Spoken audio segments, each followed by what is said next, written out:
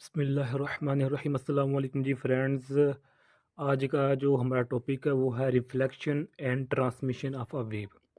ये आज दो टॉपिक है। अब इंशाल्लाह हम इसको ब्रीफली बात करेंगे कि जो वेव की रिफ्लेक्शन है वो क्या है और वेव की ट्रांसमिशन क्या है, और रिफ्लेक्शन ट्रांसमिशन एक जैसी हैं या इनमें क्या डिफरेंस है। आज इंशाल्लाह रहमान आज इस वीडियो में कंप्लीट बात करेंगे। तो आज जैसा कि आप देख सकते हैं कि आज 30 अक्टूबर 2020, 30 अक्टूबर 2020 है। तो आज 12 रबीउल अव्वल का मुबारक दिन है। आज बहुत खुशियों वाला दिन है कि इस दिन हमारे प्यारे आका हज़रत मोहम्मद सल्लल्लाहु अलैहि वसल्लम इस दुनिया में तशरीफ़ लाए थे। तो उम्मीद है आप लोगों भी इस बाबरकत दिन की खुशियाँ समेट रहे होंगे।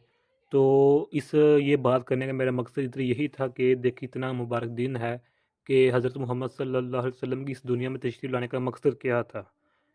मोहब्बत और प्यार, रिश्तेदारों के साथ ताल्लुकात थे और इंसानियत थी कि अगर एक मुसलमान दुनिया के एक कोने पर है, दूसरा मुसलमान दुनिया के दूसरे कोने पर है। तो अगर दूसरे कोने वाले मुसलमान को कोई तकलीफ़ होती है तो पहले कोने वाले मुसलमान को बर्दाश्त होना चाहिए, उसको पता होना चाहिए कि मेरे भाई इस वक्त मुसीबत में या नहीं। ये था मोहब्बत और प्यार। ये तो था मुसलमानों के लिए। और गैर मुसलमानों के लिए भी हमारे प्यारे आका हज़रत मोहम्मद सल्लल्लाहु अलैहि वसल्लम ने तालीमात दी है कि गैर मुसलमानों के साथ भी पड़ोसियों, अगर वो गैर मुसलम है मुसलमान पड़ोसी, तो उसके बाद भी हुस्न सलूक किया जाए, उनके साथ भी हुस्न सलूक से बर्ताव किया जाए। ये भी ये है कि प्यार मोहब्बत का दर्स दिया जाता है। इसके अलावा जो हमारे नमाज है, फ़राइज़ हैं, दुरूद शरीफ है, ज़कात, हज है, ये भी यानी कि इस दिन का मतलब मकसद यही था कि इस दिन हमारे प्यारे आका मोहम्मद सल्लल्लाहु अलैहि वसल्लम इस दुनिया में तशरीफ़ लाए। तो हमें उन्होंने दर्स दिया फ़राइज़ का, वाजिबात का, तो इस पर हमें अमल करना चाहिए। ओके, तो आइए आज हम अपने टॉपिक की तरफ चलते हैं। Reflection and transmission of a wave. तो आइए स्टार्ट करते हैं। बिस्मिल्लाहिर्रहमानिर्रहीम, सल्लल्लाहु अला मुहम्मद सल्लल्लाहु अलैहि व आलिहि वसल्लम। रिफ्लेक्शन, जिस तरह अगर इसके हम नाम पर लफ्ज़ पर गौर करें तो हमें रिफ्लेक्शन रिफ्लेक्शन शो हो रहा है कि किसी चीज़ का रिफ्लेक्ट हो जाना, पीछे हट जाना। वो किसी के साथ टकरा कर वो पीछे की चीज़ किसी चीज़ का किसी चीज़ के साथ टकरा कर वापस हो जाना, उस प्रोसेस को हम रिफ्लेक्शन कहते हैं। क्योंकि नाम नाम से हमें पता लग रहा है। ओके, तो इसकी मुख्तलिफ वर्ड में डेफिनेशन है। तो ये डेफिनेशन देखिएगा कि reflection involves a change in direction of waves when they bounce of a barrier. यानी कि जब वेव वेव की डायरेक्शन चेंज हो जाती है। कब? जब वो वेव किसी बैरियर के साथ टकराती है तो वो उसकी वेव की डायरेक्शन चेंज होती है। मिसाल के तौर पर एक ये वेव है, वो इस डायरेक्शन में ट्रैवल कर रही है वेव। तो आगे इस मैंने कोई बैरियर रख दिया, यानी कि कोई मैंने वॉल टाइप कोई चीज़ लगा दी जिनके सख्त, जो कि इसको पीछे हटाने की इस ताकत रखता हो, ये मैंने चीज़ आगे रख दी। तो जब ये वेव इससे टकराएगी तो वापस चली जाएगी। तो इसकी इस डेफिनेशन है कि वेव की चेंज हो जाती है, डायरेक्शन चेंज हो जाती है जब वो किसी बैरियर से या किसी वहाँ से बाउंस होकर टकराती है। ओके, तो आगे देखें कि suppose a pulse travels along the string that is fixed at one and. अच्छा, ये सब थ्योरी लिखी हुई है, ये सब देख लें, थ्योरी लिखी हुई है। लेकिन जो डायग्राम हम वो ये आगे है। पहले डायग्राम को थोड़ा डिस्कस कर लेते हैं, उसके बाद हम फिर थ्योरी पर चलेंगे। ओके, अब ये देखें हमारे पास ये वाल है। वाल मीन दीवार है हमारे पास, और ये यानी कि सख्त दीवार, सॉलिड दीवार है। ओके, और इसको हमें फिक्स किया हुआ है। ये हमारे पास वेव्स है। ओके, जब हमारी वेव यहाँ से ऐसा आके यहाँ टकराएगी, ये वेव आ रही है, हमारा ये वेव की पल्स है। यानी कि दूसरे अल्फाज में हम क्रस्ट कह सकते हैं इसे, हमारी पल्स है। यानी कि हमने इधर वेव को अप डाउन किया तो हमारे पास जो था ना, एक यानी कि सपोज कर हमारे पास एक इधर क्रस्ट बन गया, यानी कि पल्स बन गया। वो अब इस डायरेक्शन में ट्रैवल कर रहा है। पहले इधर था, अब इधर आ गया। जब इसके दीवार के साथ, यानी कि वाल के साथ ये वेव टकराएगी, इस इसी डायरेक्शन में टकराएगी ना, क्योंकि पीछे देखिए पल्स अप साइड पर है, ऊपर है, यानी कि क्रस्ट की शक्ल में, तो ऐसे ही टकराएगी। जब किसी से टकराएगी, चूंकि ये सख्त है, सॉलिड दीवार इसकी यानी कि वो एनर्जी कहने ज़्यादा बहुत ज़्यादा बहुत फिक्स अपनी जगह पर, तो ये इस वेव को पीछे की तरफ धकेल देगी, यानी कि ये वेव आ रही है, इस दीवार के साथ टकराएगी तो वो वापस वेव चली जाएगी। लेकिन जब ये वेव वापस जाएगी तो इसकी जो डायरेक्शन होगी ना ये पल्स वाली, ये ऑपोजिट हो जाएगी। आते हुए वेव जो पल्स की डायरेक्शन थी वो अप साइड पर थी, जाते हुए डाउनवर्ड डायरेक्शन में। क्यों? क्योंकि ये रिवर्स हो चुकी है। ओके, ये देखिए अब ये पल्स इधर से इधर फिर इधर वापस चला जाएगा। ओके, अब हम आते हैं थ्योरी पर। थ्योरी पर आते हैं, ये देखें कि suppose a pulse travel along the string that is fix eight one and, यानी कि सपोज करें एक हमने पल्स, अच्छा एक मिनट, मैं ना इधर डायग्राम एक अलग से बना देता हूँ क्योंकि बार बार ये जो ना सफ़ा उल्ट पुल्ट करना पड़ता है। ये देखें हमारे पास एक ये वाल है, ये हम रिजिड वाल है। रिजिड मीन यानी कि सख्त वाल है, और ये फिक्स है। ओके, फिक्स्ड है। जब एक वेव की पल्स ये वेव इसके साथ टकराई ऐसे, तो इसकी डायरेक्शन ऐसे होगी। अब तो ये अब वेव ऐसे वापस चली जाएगी।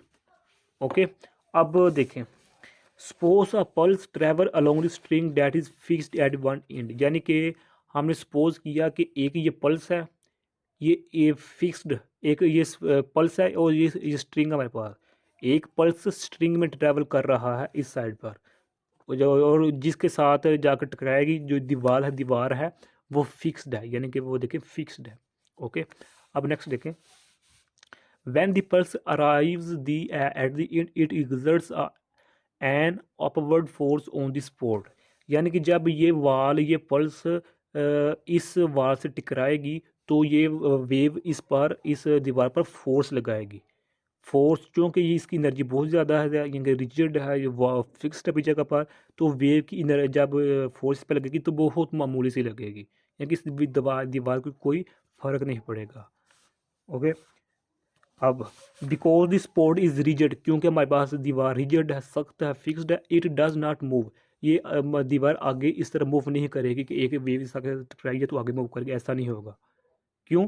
क्योंकि ये रिजिड है, फिक्स्ड है। ओके, अब and by Newton third law it must exert an equal but opposite direction directed force on the string. अब जिस तरह हम जानते हैं कि न्यूटन का थर्ड लॉ क्या कहता है कि जब हम किसी चीज़ पर एक्शन लगाएंगे तो हमें वो रिएक्शन करेगा। ओके, यानी कि हमारे पास जो फोर्स होती है इंसिडेंट फोर्स वो इज इक्वल टू होती है मनफी रिफ्लेक्टेड फोर्स के। ये हमारा न्यूटन का थर्ड लॉ कहता है, ये न्यूटन थर्ड लॉ है। अब न्यूटन का थर्ड लॉ के मुताबिक जब इस वेव ने इससे टकराएगी तो जाहिर बात है ये रिजिड वेव पर दोबारा अपोजिट डायरेक्शन में फोर्स लगाए तो ये वेव वापस चली जाएगी। अब that force would be downward and causes an inverted pulse to travel in opposite direction along the string। Students अगर इस पॉइंट को आप समझ लेंगे ना तो मैं कहता हूँ आपको ऑलमोस्ट 50% इस वीडियो की समझ लग जाएगी। क्यों? क्योंकि जब मैंने इसको स्टडी किया था, मैं इसको पढ़ रहा था इस टॉपिक को, तो मैं बहुत ये कि परेशान हो गया था कि ये दो क्या बातें हैं इसमें। तो ये देखें मैंने एक अलग से पॉइंट बना कर लिख दिया ताकि आप लोगों के लिए आसानी हो सके। अच्छा, पहले इस पॉइंट में देखिए दो बातें हैं। पहली बात, that force would be downward, इसका अभी ये इसको पहले हम डिस्कस करते हैं कि जो फोर्स ये वेव इस वार पर लगा रही है वही फोर्स अब रिवर्स हो चुकी है। ये तो कॉमन सी बात है। ओके, ये कॉमन सी बात है, यानी कि इस वेव ने इस पर फोर्स लगाई और वाल ने ऑपोजिट डायरेक्शन में इस पर फोर्स लगा के इसी वेव पर फोर्स लगा दी। ओके, दूसरी बात ये है कि कॉजेज एन इन्वर्टेड पल्स, दूसरी बात ये है कि इसका पल्स चेंज हो गया है। इसका पहला पल्स अपवर्ड साइड पर क्रस्ट की शक्ल में था, अब जो पल्स है वो डाउनवर्ड डायरेक्शन में है, यानी कि क्रस्ट ट्रफ की शक्ल में है। ये दो बातें हैं। पहली बात, वेव टकराई इस साइड पर थी डायरेक्शन, वो वाल के साथ टकरा उसकी डायरेक्शन इस तरफ हो गई। दूसरी बात कि पल्स की भी डायरेक्शन चेंज हो जाएगी, ये अपर साइड पर पल्स था अब डाउनवर्ड साइड पर हो जाएगा। Okay, the incident reflective pulses must tend to produce opposite displacement यानी कि ऑपोजिट डिस्प्लेसमेंट पैदा हो जाएगा। मिसाल के तौर पर ये देखें, ये इंसिडेंट वे थी, इसका जो पल्स था अब वो ऑपोजिट साइड पर था, इसका जाते हुए रिफ्लेक्टेड वे का डाउनवर्ड साइड पर है। तो ये देखें ऑपोजिट डायरेक्शन में इसका अप इसका डाउन यानी ऑपोजिट डिस्प्लेसमेंट क्रिएट किया है इस वेव ने, इंसिडेंट वेव ने और रिफ्लेक्टेड वेव ने। ओके, अब हम नेक्स्ट देखते हैं, ये डायग्राम देखें। अब we consider this case that total destructive interference. अच्छा, अब ये क्या है कि पहले हमें ये पता होना चाहिए कि कंस्ट्रक्टिव इंटरफेरेंस क्या होता है और डिस्ट्रक्टिव इंटरफेरेंस क्या होता है। ये अलग से मैं टॉपिक बनाऊंगा, इंशाल्लाह डिटेल से बात करूंगा, लेकिन इधर मैं इशारा आपको दे देता हूँ कि डिस्ट्रक्टिव इंटरफेरेंस वो होता है जिसमें टर्फ आ जाती है, जिसमें टर्फ वाला पोर्शन आ जाता है, तो उसको हम डिस्ट्रक्टिव इंटरफेरेंस कहते हैं कि डिस्ट्रक्टिव इंटरफेरेंस में टर्फ की पोर्शन ज़्यादा होती है, ये कह लें आप। इंशाल्लाह इस पर वीडियो बनेगी। तो अब देखिए next point, the incident and reflected moves must be 180 out of phase. जो मैंने पहले बता दिया है कि जो आने वाला इंसिडेंट वेव है और जो जाते हुए रिफ्लेक्टेड वेव का जो डायरेक्शन है वो 180 की है। On reflection from fix and a transfer wave undergoes a phase a change of 180। ये देखें वही दो बातें जो मैंने इधर बताई थी आप लोगों को, इस पॉइंट में वही दो बातें इधर लिखी गई हैं कि जो फेज़ था वो भी 180 का है हो गया है और जो डायरेक्शन है वो भी चेंज हो गया है। यानी कि ये देखें डायरेक्शन इस तरफ थी, अब इस वक्त होगी पल्स की डायरेक्शन आते हुए अपवर्ड साइड पे थी और जाते हुए पल्स की डायरेक्शन डाउनवर्ड, ये डाउनवर्ड साइड पर है और आते हुए अपवर्ड साइड पर थी। यानी कि दोनों साइड पर फेज़ भी और डायरेक्शन भी 180। ओके, अब यहाँ तक तो हमारा जो ना ये इससे पहले हम सिंपल सा ना वो हमारा केस हल हो गया है। अब हम चलते हैं अब ये नेक्स्ट देख लेंगे, पार्ट 2 है इसका। The reflection of pulse at the free end of stretch string that is at end that is free to move transversely. तो हमारा टॉपिक क्या है, रिफ्लेक्शन और ट्रांसमिशन। रिफ्लेक्शन को आगे हमने दो मजीद पार्ट में डिवाइड किया हुआ है, पार्ट 1 में और पार्ट 2 में। जो था ना यहाँ से लेकर यहाँ तक जो हमारा पार्ट 1 कंप्लीट हो चुका है, अब हमारे पास पार्ट 2 है। पार्ट 2 देखें क्या है, इसी अगर रिफ्लेक्शन हम रिफ्लेक्शन अभी हम स्टडी कर रहे हैं। रिफ्लेक्शन का सेकंड पार्ट देखें। अब इसमें रिफ्लेक्शन के सेकंड पार्ट में क्या है कि डायग्राम बिल्कुल सेम टू सेम यही है, लेकिन इसमें डिफरेंस। अच्छा, ये आप नेक्स्ट देख लें, जो हमारे पास ये देखें, जो हमारे पास पार्ट 2 है ना, रिफ्लेक्शन का पार्ट 1 के लिए ये डायग्राम थी और रिफ्लेक्शन के पार्ट 2 के लिए हमारे पास डायग्राम ये है। इसमें क्या होगा कि जो हमारे पास पार्ट 1 था, ये देखें पार्ट 1 में हमारे पास जो ये दीवार थी ये सख्त थी, फिक्सड थी, और इस पार्ट 2 में हमारे पास जो वाल है ये खाली है, अंदर साइड पर यानी कि हॉलो स्ट्रिंग है ये। ओके, ये बिग डिफरेंस है। अब हम पार्ट 2 को डिस्कस करते हैं। अच्छा, मेन एक और डिफरेंस देख लें। एक तो ये डिफरेंस पता लग गया इसमें कि ये रिजिड है और ये हालो है। सेकंड बात कि जब ये वेव इसके साथ टकराएगी तो जाते हुए इसकी डायरेक्शन चेंज होगी। सेकंड बात, इसकी पल्स की भी डायरेक्शन चेंज होगी। लेकिन इस पार्ट 2 में जो आते हुए भी पल्स की डायरेक्शन अपवर्ड साइड और जाते हुए भी पल्स की डायरेक्शन अपवर्ड साइड पर है। आप इसको ना इधर कह रहे हैं V1 इस डायरेक्शन में है, या अब आप लोगों की आसानी हो गया है। ओके, अब इसकी वी की डिटेक्शन इस साइड पर है। ओके, अब इधर इधर भी आप कह लें इस साइड पर है डिटेक्शन, इस साइड पर है, ये भी इस साइड पर है और ये वापस की है बैकवर्ड, ये देख लें। ठीक है, अब उम्मीद है आप लोगों को समझ लग जाएगी। ये हमारे पास। अब हम पार्ट 2 स्टडी करते हैं case. The reflection of the pulse at the free end of stretched string that is at one end is free to move transversely. यानी कि जो हमारे पास एक्चुअली जब ये वेव इसके साथ टकराती है तो हमारे पास इधर रिंग होता है, ये रिंग होता है, ये रिंग है, यानी कि गुण ठीक से हम कह रहे जब ये रिंग की खासियत ये है कि ये ट्रांसवर्सली अप डाउन मूव करती है। जब ये वेव इसके स्ट्रिंग के साथ अगर टकराएगी तो ये जो हो गया string sorry ring up down move करना शुरू कर देगी। अब यही देखें, यही लिखा हुआ है, okay. The end of the string attach to very light ring that is free to slide without friction along a transfer rod, यानी कि जो हमारे पास ये रिंग है ये अप डाउन मूव करेगी विदाउट फ्रिक्शन। ये नहीं हुआ कि जो हमारे पास ये रॉड है, यानी कि जो हमारे पास ये वाल है, ये यानी इसको हम रॉड भी कह सकते हैं ना, रॉड भी एक किस्म का ये रॉड है। ये नहीं है कि जब ये रिंग अप और डाउन मूव करना स्टार्ट करेगी तो ये रॉड इस पर फ्रिक्शन की फोर्स अप्लाई करेगी, ऐसा नहीं होना चाहिए इधर। इसकी शर्त ये है कि जो रिंग है हमारे पास ये अप डाउन मूव करे विदाउट फ्रिक्शन, ओके। अब नेक्स्ट पेज पर आ जाए, यही पेज है हमारा। When the pulse arrives at the end, it exerts a force on the element of the string there. This element is accelerated and its motion carries it up and down. यानी कि वही बात है, जब ये हमारे पास वेव है, इसकी जो डायरेक्शन इस साइड पर है और पल्स की डायरेक्शन अप यानी क्रस्ट के फॉर्म में है, जो पल्स हमारा ये इसके साथ आकर टकराएगा। ये पल्स जब इसके साथ आकर टकराया, हमारे यानी रिंग है ना, इसके आगे से टकराया तो ये रिंग की खासियत ये है कि ट्रांसफर अप डाउन मूव करता है। तो जो वेव की इस आगे टकराएगा तो वेव जब इस रिंग के आगे से टकराएगा तो रिंग अप डाउन जो है ना वो मूव करेगा। जब अप डाउन मूव करेगा तो जाहिर बात है ये इस पर फिर यानी न्यूटन का थर्ड लॉ के अकॉर्डिंग इस पर वो फोर्स लगाएगा, रिएक्शन की फोर्स लगाएगा। तो जब वो रिएक्शन की फोर्स लगाएगा तो वो पल्स की डायरेक्शन अपवर्ड साइड पर रहेगी, यानी कि जिस साइड से पल्स की डायरेक्शन इस पर फोर्स लगा रही है, रिंग भी उसी साइड पर पल्स की साइड में उस पर रिएक्शन की फोर्स लगाएगा, ओके। यानी कि आते हुए भी और जाते हुए भी जो पल्स की डायरेक्शन है वो अपवर्ड साइड पर यानी क्रस्ट के फॉर्म में ही रहेगी।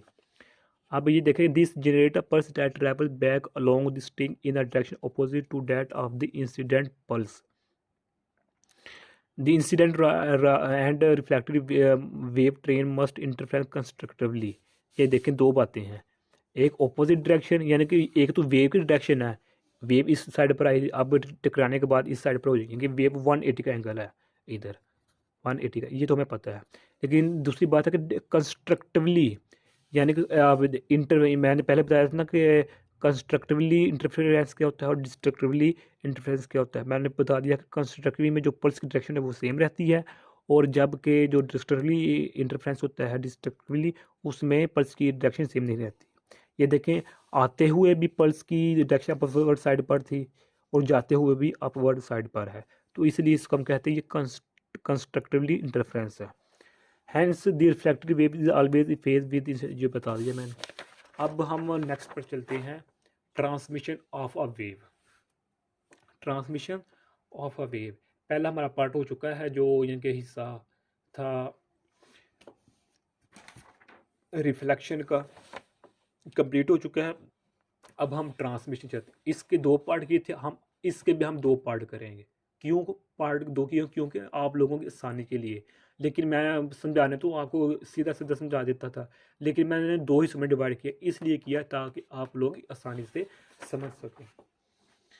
सल्लल्लाहु अलैहि वसल्लम। अच्छा जी, ये देखिए, we know that there is a partial reflection and transmission between the two medium. अच्छा, इस ट्रांसमिशन में, ट्रांसमिशन का वर्ड हम आपको, जब आप ट्रांसमिशन का लफ्ज़ बोलते हैं तो आपके ज़हन में क्या बात आती है? सबसे पहले वो ये आती है कि कोई चीज़ ट्रांसमिट हो गई है, यानी कि ये चीज़ है, यहाँ आकर कुछ टकराई है तो चीज़ यहाँ से ट्रांस ट्रांस हो गई है और कुछ रिफ्लेक्ट हो गई है। ट्रांस का यही मतलब होता है कि कुछ आगे चले जाना, मूव कर जाना।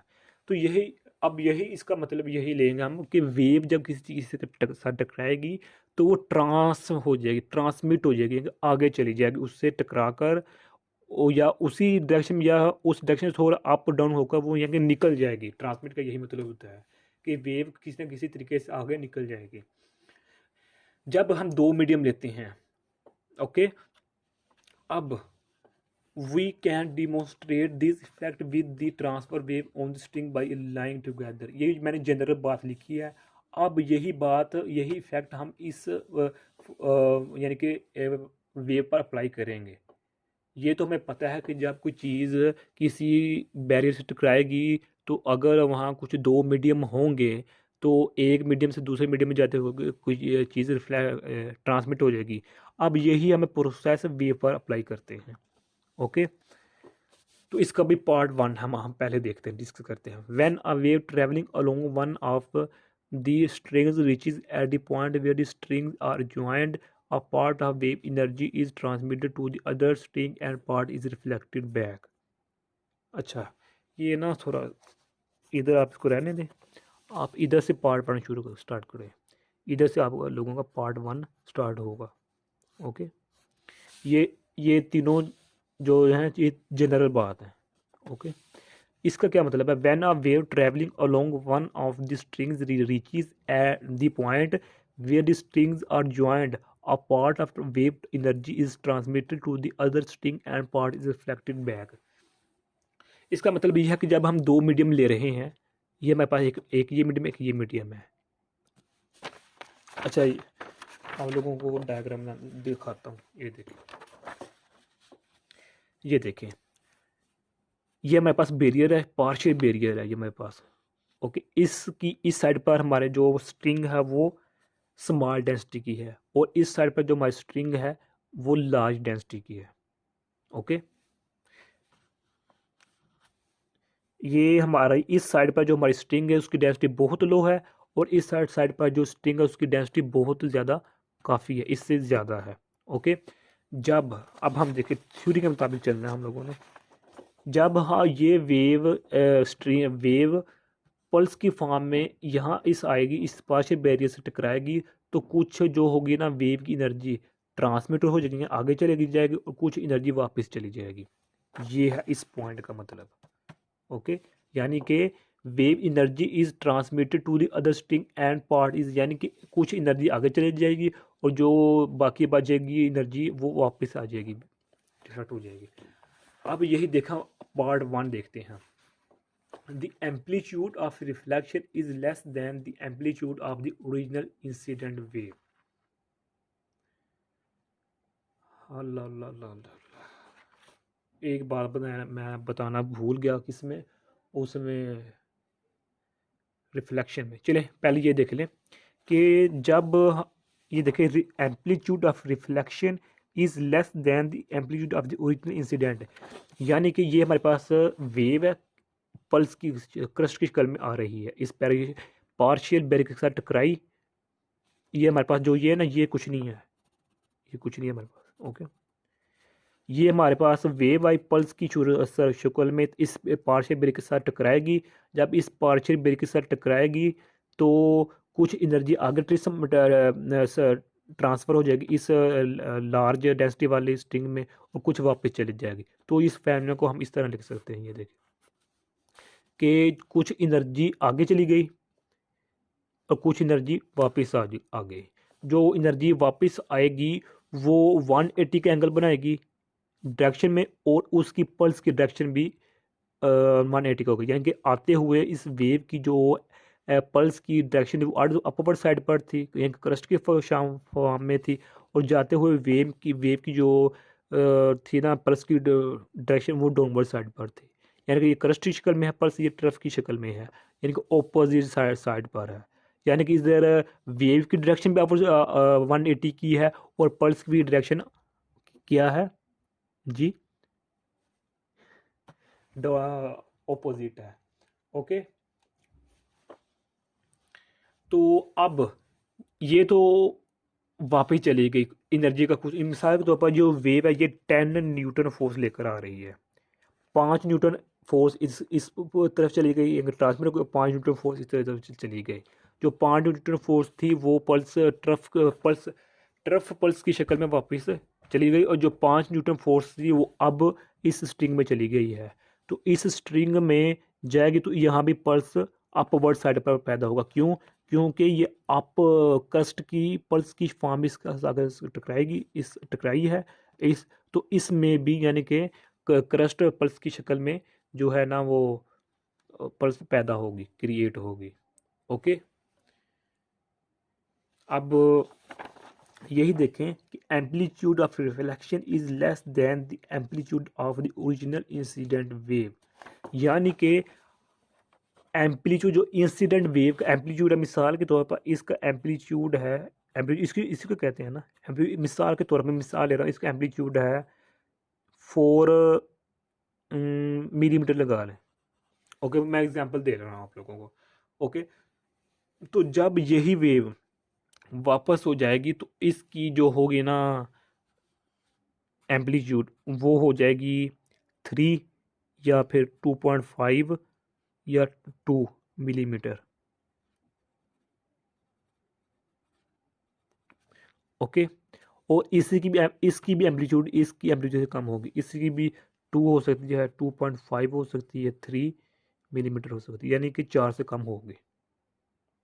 ओके, अब नेक्स्ट पॉइंट देखें, if the second string has a greater mass density than the first the wave reflected back into the first string.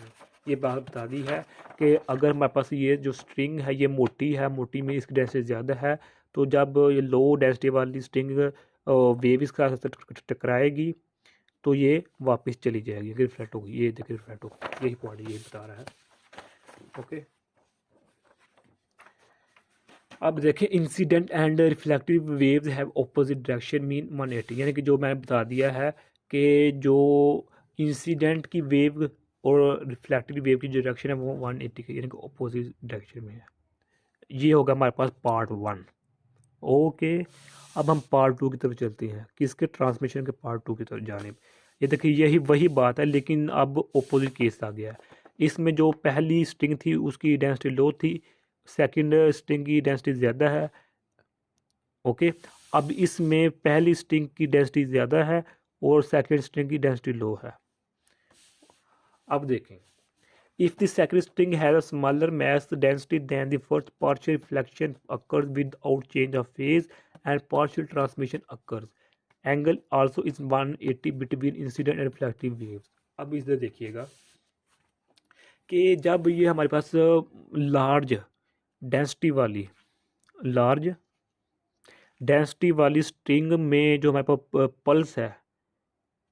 Pulse है वो इस आकर पार्शियल बैरिक के साथ टकराएगी, तो कुछ इन मिसाल के तो इसी के भी हमने ले लेते एनर्जी 10 न्यूटन है, सपोज कर लें, तो 5 न्यूटन इसको चली गई आगे इसके साथ, यानी कि इसको मिल गई और 5 न्यूटन वापस हो जाएगी। ये देखिए, इसको प्रोसेस को हम इस तरह लिख सकते हैं कि जो 5 न्यूटन फोर्स पहला पार्ट था वो रिफ्लेक्ट हो गया और जो 5 न्यूटन फोर्स थी वो इसमें चली गई।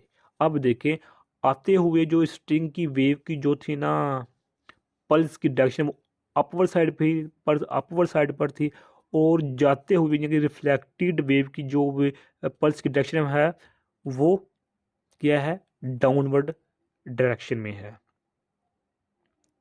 डाउनवर्ड डायरेक्शन में है, यानी कि इस आती हुई वेव का भी और जाती हुई वेव की डायरेक्शन भी 180 है और पल्स की डायरेक्शन की भी 180 है। ओके, अब इसमें एक डिफरेंस है,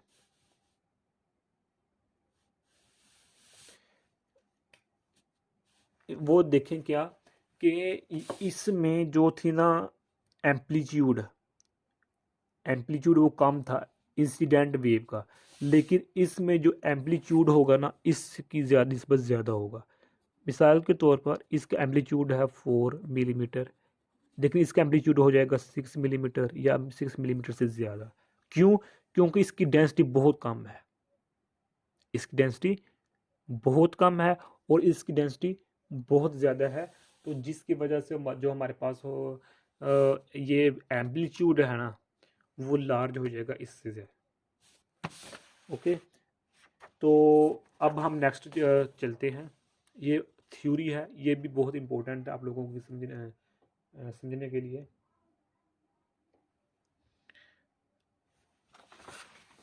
एक बात रह गई इधर, वो ये कि इसकी मिसाल तो एम्पलीट्यूड है 4 मिलीमीटर है, तो इसकी जो 6 मिलीमीटर, क्योंकि ये इसकी डेंसिटी ज़्यादा है, तो इस ये तो बात समझ में आ गई।